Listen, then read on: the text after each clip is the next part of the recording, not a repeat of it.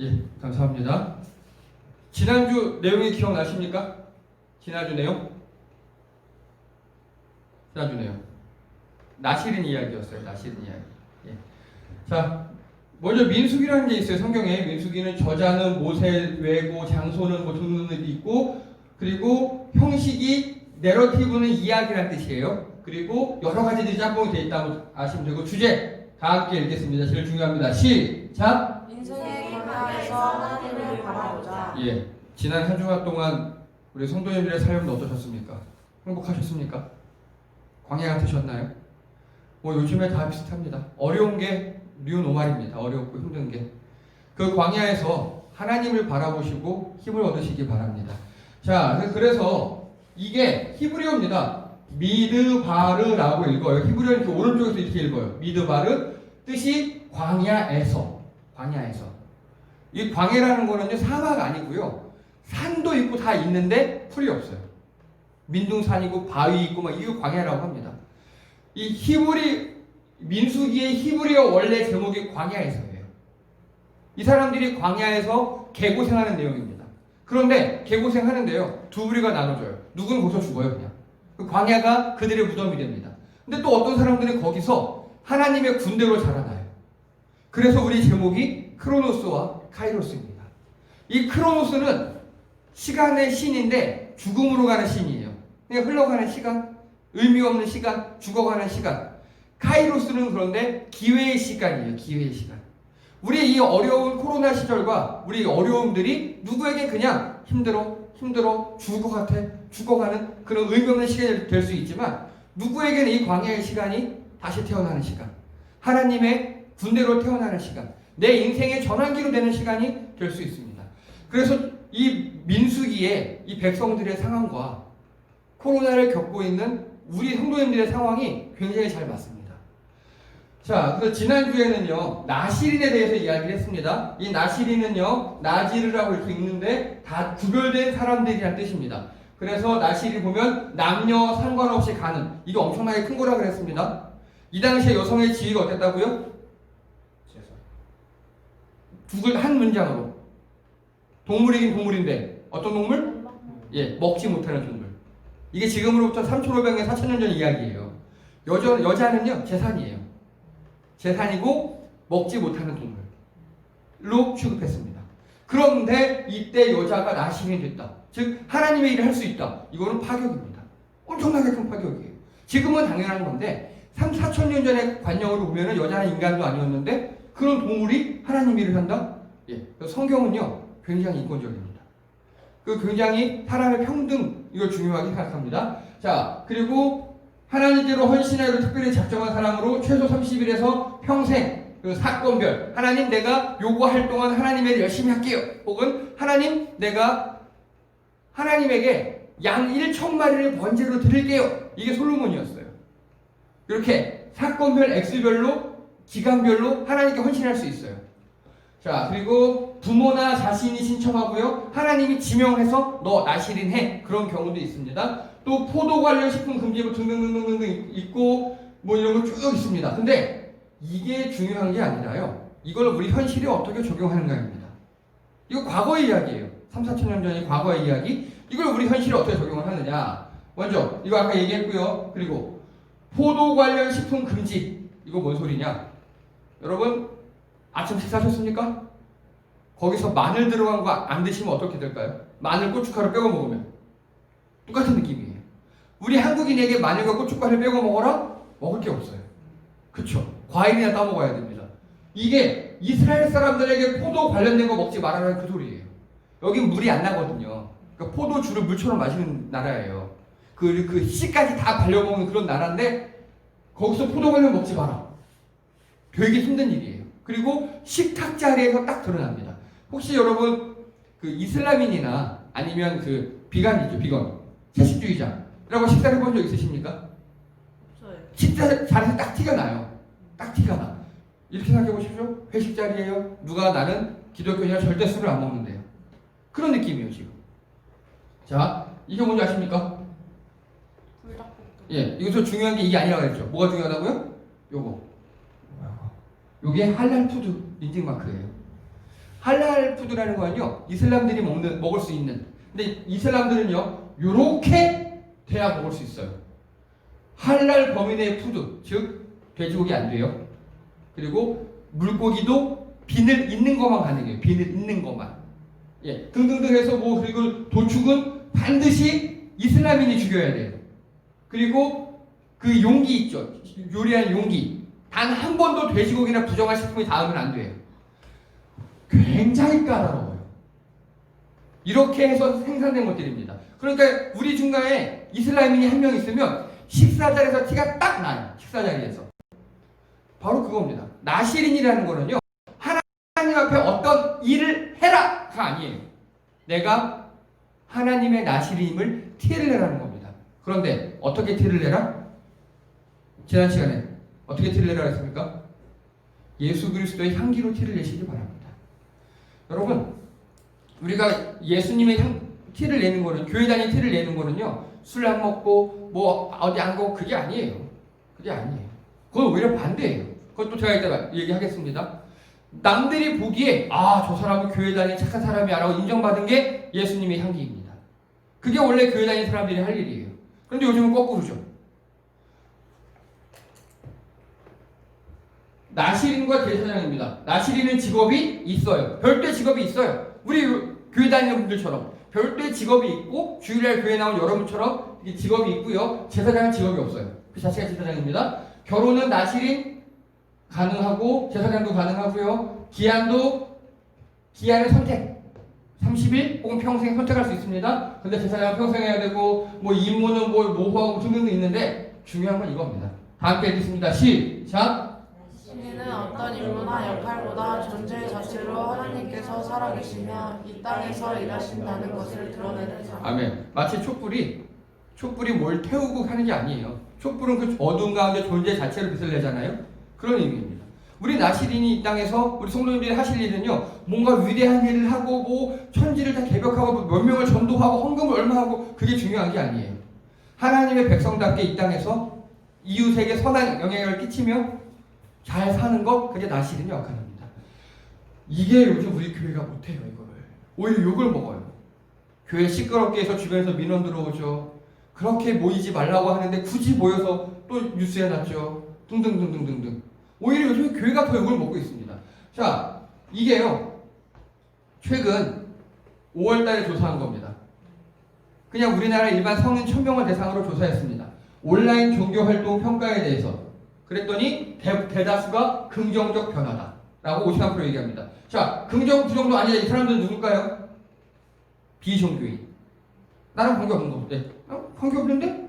종교인들에 대해서는요, 대부분 다 긍정적 변화라고 사람들이 생각합니다. 대부분 다. 그런데 이거 보십시오. 코로나19 발생 이후 사회 주체별 신뢰도를 변화한 겁니다. 1000명을 대상으로 조사했습니다. 질병관리본부는 신뢰도가 75% 급상승했습니다. 잘했다는 소리죠. 예. 그리고 의료인, 의료기관, 가족들 신뢰도가 상승했대요. 가족들이 같이 있으니까. 예. 그런데 정부, 친척, 청와대 다 잘했답니다. 이만큼은 다 잘한 겁니다. 옛날보다 신뢰도가 상승한 거예요. 옛날보다. 그런데 여기 보십시오. 여긴 옛날보다 이만큼 신뢰도가 하락한 겁니다. 제일 하락한 게 미래통합당. 그 다음이 종교기관이에요. 그 다음에 바로 종교기관의 신뢰도가 하락했습니다. 신천지 사태, 또 개척교회 사태, 또 뭐 은혜교회, 왕성교회 등등등등등. 이렇게 일반 사람들에게 종교기관의 신뢰도가 확 떨어졌습니다. 확. 그리고 이거 보십시오. 교회를 중심으로 코로나19가 확산된 것 같아서 기독교에 부정평가가 생겼다. 전체가 그렇다. 70%입니다. 그리고 다른 종교는 뭐 그럴 수 있다 쳐요. 제일 중요한 거는 우리 기독교인 자체도 40%가 부정적인 시각을 갖고 있습니다. 즉 이렇게 일반 성도들, 일반 사람들, 일반 성도들은 코로나 기간에 교회 막 모여서 예배하고 이런 거 별로 안 좋아해요. 그런데 저희 교단이 통합축이에요. 저희 교단이 지금 통합축 교회고요. 저희가 우리 여기 마크 붙어 있어요. 여러분, 그 마크가 결코 가벼운 게 아닙니다. 그거 하나 따려면요, 대학교 4년, 대학원 3년, 수습 2년 등등등 해서 10년을 공부해야 되고요. 그리고 저희 교단의 특징 하나가 굉장히 빡시게 공부시킵니다. 그래서 거의 의사만 공부를 해야 돼요. 그런 교단입니다. 그리고 저희 교단이 우리나라에서 목사 교회에서 제일 큰 교단에 속합니다. 그럼에도 불구하고 이거 보십시오. 통합 측 단임 목사 1135명을 설문조사했습니다. 저도 여기 했어요. 일요일날 예배는 반드시 교회에서 드려야 한다가 73.2%. 아니다. 온라인으로 대체할 수 있다가 25%. 이게 목사들의 현재 시각입니다.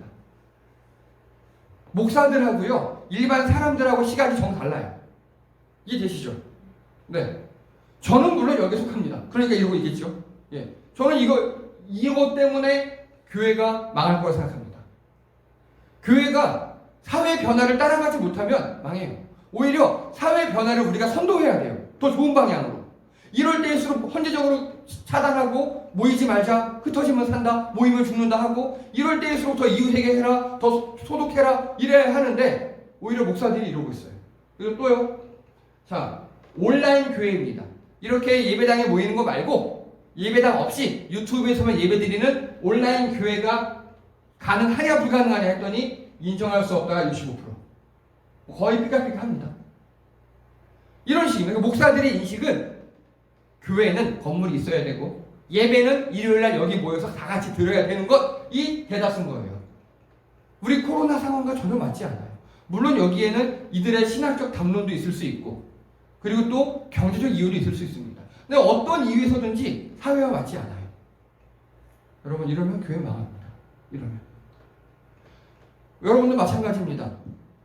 교회가 사회를 더 좋은 방향으로 이끌어 나가야 합니다. 그래야 빛과 소금이 되고 향기를 낼 수 있습니다. 그런데 우리 교회들이 지금까지 여기 실패했어요. 우리 주변 이웃들에게 칭찬받으시는 여러분 되시기 바랍니다. 여기까지가 지난주 내용이었습니다. 지난주. 자, 이제 오늘은요. 오늘 읽어보니까 느낌이 어떠십니까? 되게 짧아요. 아마 제가 설교하면서 이렇게 짧게 한 적은 없었을 겁니다. 근데 짧은 만큼 중요하다는 소리입니다. 오늘 어떤 내용 같으세요? 축복. 축복. 예, 맞아요. 또.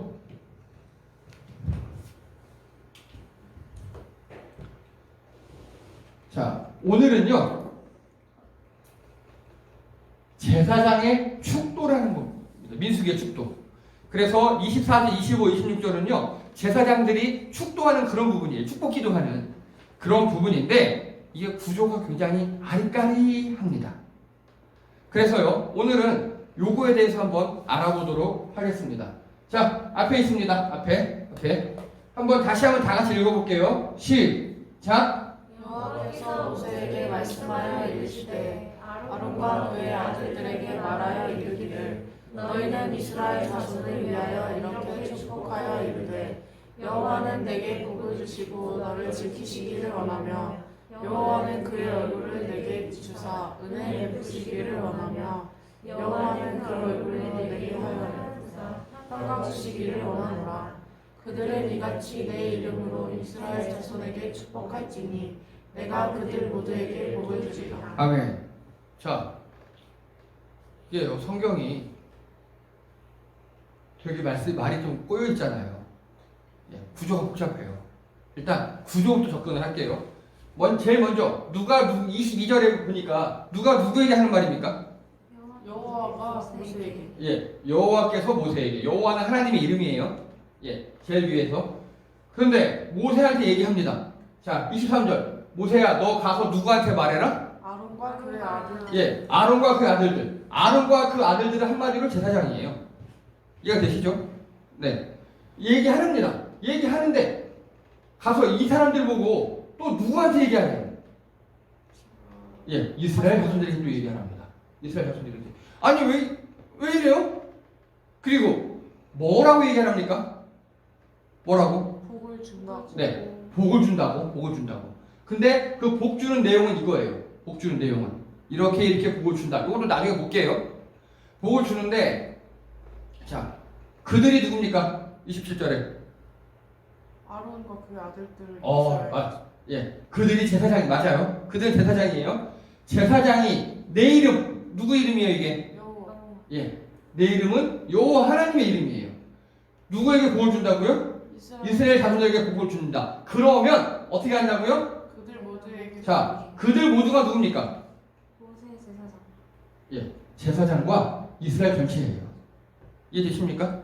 자, 결론이에요. 하나님이 모세한테 얘기합니다. 너 가서 제사장한테 얘기해. 얘네 축복하라고. 그러면 이렇게 축복을 하면 하나님이 다 복을 준대. 이해되시죠? 네. 복을 비는 사람도 복을 주고 복을 받는 사람도 복을 주겠답니다. 요게 구조예요. 이게. 자, 그러면요. 복 있죠? 요것도 나중에 얘기할 겁니다. 복이 무엇인지. 자, 그러면요. 왜 이렇게 하나님이 모세한테 하고 모세가 제사장한테 하고 제사장은 이스라엘 자손에 얘기하고 왜 그럴까요? 왜? 중요해서? 아니, 중요한 건 바로 얘기하면 되잖아요.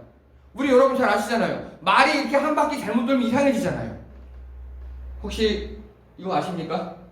노래 들으면서 맞추는 거. 예, 고요 속의 외침이라는 예능에 나오는 프로예요. 근데요, 자, 노래 귀 막 했어요. 패딩 안에 두 글자! 했더니 이렇게 읽어요. 저 이거 보고 죽는 줄 알았습니다. 팬티에서 팬티 안에 두 글자?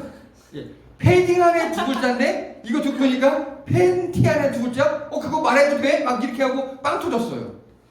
여러분, 우리의 언어라는 게 이렇잖아요. 사람이 언어를 전달하다 끝에 가면 이상한 말이 되죠. 하나님이 바로 얘기하면 되는데 왜 전달? 아니, 바로 이렇게 하면 되지. 왜 전달했을까요? 왜? 이게 중요합니다. 성경에서 왜라는 게 제일 중요해요. 믿지 않을까 봐. 여호와를 모를 수도 있잖아요. 두 개 합하면 정답이에요. 맞아요. 하나님이 바로 나타났다가는 말귀를 못 알아들을까 봐 중간에 변호사 격이 필요해요. 변호사 격이. 그리고 주변 친한 그 사람들이 필요해요. 그래서 이렇게 하나님께서 단계를 하셨어요. 그런데 이게 문제가 발생합니다. 이 제사장들이요, 하나님의 복을 잘 전달하고 말씀을 잘 전달하고 그러면 되는데 타락을 하기 시작합니다. 하나님의 말씀을 자기 멋대로 왜곡하기 시작하고요. 그리고 제사 지낸 제물들에 손을 대기 시작합니다. 문제가 발생합니다. 타락을 합니다. 그래서 전체가 다 타락을 합니다. 그래서 하나님께서 어떻게 하셨냐면 하나님께서 모세의 위치로 직접 내려오셨어요. 예수님 이 형상으로. 그리고 이스라엘 자손들을요, 제사장의 위치로 바꿔버리셨어요. 그래서 그리스도인으로 만드셨어요. 이해되십니까? 이 변화를 뭐라고 합니까? 이거를 신약에서 구약으로 변화라고 얘기합니다. 이해되십니까? 다시요. 이게 구약의 순서였어요. 모세는 나중에 빠져요. 하나님이 제사장에게, 제사장이 이스라엘 자손에게. 이게 구약이에요. 근데 하나님께서 이 구약의 이 순서들이 너무 많은 문제를 일으키고 제사장이 타락하고 이스라엘 자손 전체가 타락하는 걸 보고 하나님이 직접 예수님으로 내려오셔요. 그리고 이스라엘 자손들을 왕 같은 제사장으로 올려요. 그래서 그리스도인이 되는 거예요. 이제 그래서 우리들 교회 다니는 예수님 믿는 여러분 모두가 다 왕 같은 제사장입니다. 우리 교회 등록한 분이 아니라 하나님 말씀을 듣고 하나님 말씀대로 살아야겠구나 라고 고백하는 사람들은 모두 다 왕 같은 제사장입니다. 그래서 누가복음 10장에 보면요, 읽겠습니다. 어느 집에 시작. 어느 집에 들어가든지 이 집에 평화가 있기를 하고 빌어라. 평화를 받을 만한 사람이라면 그에게 평화가 임할 것이고 그렇지 못한 사람이라면 너희에게로 그 평안이 되돌아올 것이다. 아멘. 이제는요, 옛날엔 제사장들만 다른 사람들을 축복할 수 있었습니다. 그렇죠? 그런데 이제는요, 우리도 누구에게나 다 축복을 할 수 있고 받을 수도 있습니다. 옛날에 우리는 복의 수용체였어요. 복을 받는 사람들이었어요. 그렇게 생각했습니다. 근데 이제는 우리도 보세요. 다른 사람에게 평화를 빌어줄 수 있어요. 자, 평화, 복, 주인이 누굽니까? 하나님이죠. 하나님. 그래서 보십시오. 이 집에 평화가 있기를 하고 빌어라. 그래서 받을 만한 사람이라면 하나님께서 그에게 평화를 주실 거고, 이 사람이 받을 만한 사람이 아니면 그 평화가 어떻게 된다고요? 나한테 온다고. 그래서 우리가 이제 평화를 비는 사람, 복을 빌어주는 사람, 축복하는 사람이 된 겁니다. 이해가 되십니까? 이제 우리는 평화와 복의 수용체가 아니에요. 능동적 전달체이기도 합니다. 자, 그러면 하나님의 복이란 무엇입니까? 이게 중요합니다. 이제 하나님의 복. 여러분 복 하면 뭐라고 생각하십니까? 자, 다리 떨면 어떻게 된답니까? 나가요. 복 나간대죠. 네. 그러면 그때 얘기한 복은 뭘까요? 또 복 들어오라고 복조리 막 걸어놓죠. 그리고 가게 같은 데 가면요, 막 명태, 실, 물건을 고르죠. 부적도 붙여놓죠. 우리나라 사람들 복 되게 중요하게 생각하죠. 네. 그 복이 뭡니까 도대체? 잘 먹고 잘 사는 거. 잘 먹고 잘 사는 거. 복이 뭐라고 생각해요? 잘 사는 거. 네. 자, 그 유교 경전 중에 서경이라는 책이 있어요. 그 서경에 보면 오복 들어보셨죠? 오복 5가지 복 중에 보면 5가지 복이 뭐냐면요, 거기 나오는 게 무병, 장수, 그리고 돈, 그리고 그 명예, 자녀 5개를 얘기합니다. 5개를. 그런데 우리 현실은 사람들은 하나님이 우리 현실에서 사람들이 복하면 뭘로 다 치환합니까? 다 돈으로 치환합니다. 거기서부터 문제가 발생합니다. 여러분, 하나님의 복은 이 서경의 복과도 다르고 현실의 복과도 다릅니다. 그러면 하나님이 말씀하시는 복이란 무엇일까요? 읽겠습니다. 시작. 복 있는 사람은 악인의 길을 따르지 아니하며 죄인의 길에 서지 아니하며 오만한 자의 자리에 앉지 아니하며 오로지 주님의 말씀을 즐거워하며 밤낮으로 말씀을 묵상하는 사람이다. 네, 이게 성경에서 얘기하는 복입니다. 즉 이런 사람들은요, 하나님께서 뭐 형통하게 해주고 잘해주고, 그런데 복 있는 사람의 반대가 악인이에요. 이해되십니까? 성경에서 이야기하는 복은요, 뭐 돈 많아지고 건강해지고 그것도 성경에 있긴 있어요. 근데 그거는 따라오는 거예요. 서비스 사이드 메뉴예요. 성경에서 얘기하는 복이란. 그럼 성경에서 얘기하는 진짜 복, 본질의 복은 무엇일까요? 이걸 한마디로 표현해 보십시오. 이런 거. 예배? 첫 번째요, 신분의 변화입니다. 우리가 하나님의 백성으로 신분이 변화되는 거예요. 세상의 노예, 돈의 노예 등등등 누군가에 의해서 하나님의 백성으로 존귀한 자로 신분이 변화되는 겁니다. 두 번째, 가치관의 변화입니다. 이 세상 사람들처럼 돈을 쫓고 명예 쫓고 그게 아니라 가치관이 바로 하나님 말씀처럼 변하는 거예요. 가치관이. 여러분, 이 땅에 살면서 힘드시죠? 힘든 이유가 한 가지입니다. 이 땅의 가치관을 쫓기 때문이에요. 돈 벌려고 노력하시고, 또 부동산 투자하셔서 그러려면 또 이자 갚아야 되니까 힘들려고 노력하시고, 또 자녀들 교육시키려고 학원비 몇백만 원씩 보내려고 힘드신 거고, 또 사람들이 외모 인정받게 하려고 낯장에 꾸미고 막 멋지게 하고 그러니까 힘든 겁니다. 가치관이 변화하셔야 합니다. 성경이 하나님께서 말씀하신 가치관으로. 그게 진정한 복입니다. 그래서 복 있는 사람은요, 복 있는 사람은 이거 보십시오. 주님의 말씀을 즐거워하며 밤낮으로 묵상하는 사람입니다. 그래서 하나님 말씀에 그 가치관대로 내 가치관을 변화시켜가는 사람이 복 있는 사람입니다. 여러분, 이 세상 가치관 쫓아가려면 너무너무 힘들고 이 세상이 지옥이 될 수밖에 없어요. 예수님 믿고 교회 다닌다는 사람들도 그런 걸 자랑합니다. 여러분, 악인의 꾀를 따르지 말고 죄인의 길에 서지 말고 오만한 자리에 앉지 마시기 바랍니다. 교회 다니는 분들면서도 우리 집 집값이 얼마 올랐어, 우리 애가 서울대 갔어, 내 주식이 올랐어, 뭐가 어떻게 됐어, 그런 걸 자랑하십니다. 그런 거 자랑하는 것 자체가 복 없는 자입니다. 하나님의 복은요, 내 신분이 변화된 걸 감사함으로 내 가치관을 하나님 가치관에 맞춰가는 겁니다. 성경에서 말하는 복이 바로 그겁니다. 그래서 하나님 말씀을 제대로 아셔야 합니다.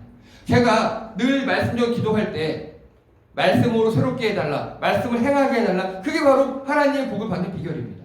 여러분, 우리의 가치관을 하나님 말씀의 가치관으로 변화시켜 가시는 여러분 되시기 바랍니다. 그게 복 있는 사람입니다. 결론입니다. 다 함께 읽겠습니다. 시작. 우리에게 복 주시기를 원하시는 하나님. 예, 하나님은요, 구약 시대에는 제사장을 세워서 복을 전달해 주셨고요, 지금은 직접 주십니다. 하나님은 우리에게 복 주시기를 원합니다. 우리 24, 25, 26 보세요. 24절, 여호와는 복을 주시고 지키시기를 원하며, 25절, 여호와는 얼굴 비추사 은혜 베푸시기를 원하며, 26절 여호와 그리스도 복을 주시기를 원하노라. 이게 하나님 마음입니다. 우리에게 복을 주시기를 원해요. 우리가 하나님 말씀 읽고 가치관이 변하고 신분이 변화되기를 하나님이 원하십니다. 그런데 우리는 그 본 메뉴보다 사이드 메뉴에 더 사이드 메뉴, 건강, 부유, 자녀, 이 세상의 복에도 관심이 많을 때가 있습니다. 우리 하나님의 복을 받아 누리시는 여러분 되시기 바랍니다. 읽겠습니다. 시작. 우리를 왕 같은 제사장으로 부르시며 예, 이제 우리는 복에 대해서 수동적 위치가 아니에요. 우리는 복의 전달자이고요. 또 누리는 자들입니다. 여러분, 말씀 안에서 진정 복을 전달하시고 누리신 여러분 되시기 바랍니다. 마지막 읽겠습니다. 시작. 복, 신분과 거칠 가능하다는 예, 하나님 백성으로 우리 신분을 하나님께서 변화시켜 주셨어요. 하나님이 변화시켜 주신 겁니다. 우리가 변하는 게 아니에요. 이제 우리가 할 일은요, 하나님 백성답게 우리 가치관을 변화시켜 가는 겁니다. 우리 세상의 가치관, 사람들이 얘기하는 거 거기서 떠나셔서 하나님의 가치관으로 맞춰가시며 하나님 백성답게 살아가시며 복을 받아 누리시는 여러분 되시기를 주님의 이름으로 축복합니다. 기도합니다. 할렐루야. 하나님께서 우리를 노예해서 하나님 백성으로 신분을 바꿔주셨습니다. 이제 우리가 하나님의 백성답게 하나님 가치관에 맞춰 살아가며 복을 받아 누리는, 그래서 그 복을 전하는 왕같은 제사장으로 변화되어서 하나님의 복을 전하고 누리는 자가 되게 도와주시옵소서. 이 땅 가운데 세상 따라가지 않고 하나님 따라가게 도와주시옵소서. 감사드리며 예수님의 이름으로 기도드립니다. 아멘.